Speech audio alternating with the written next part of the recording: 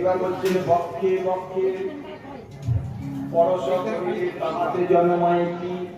ভগবানের সঙ্গে আমরা আলিঙ্গন করছি, একজন বিষ্ণু আরেকজন বিষ্ণু আলিঙ্গন। তাহলে ভগবানকে ধরে আমরা ভগবানকে কি করছি, আদর করছি, ভগবানকে সুখ দিচ্ছি।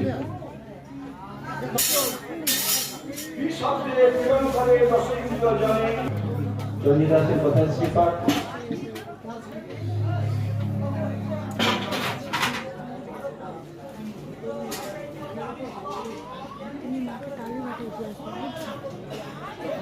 আচ্ছা, দেখা যাক।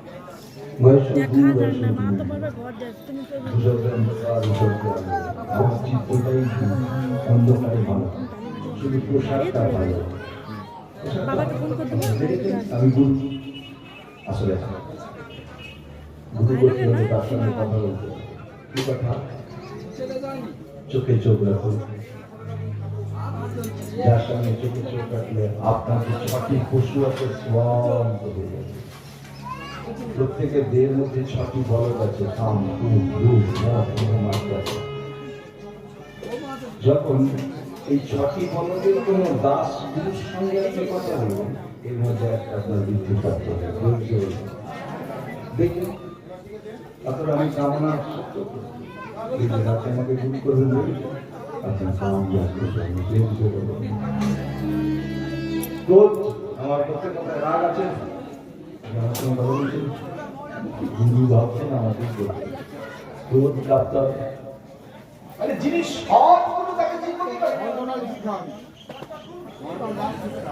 তার সঙ্গে যখন আপনি আলাপন করবেন, তার সঙ্গে যখন কথা বলবেন, আপনার চিত্ত তখন স্পষ্ট হয়ে যাবে। শুধু ভগবানের কথা শুনতে ইচ্ছে হবে, ভগবানের কথা একটা প্রেম জন্ম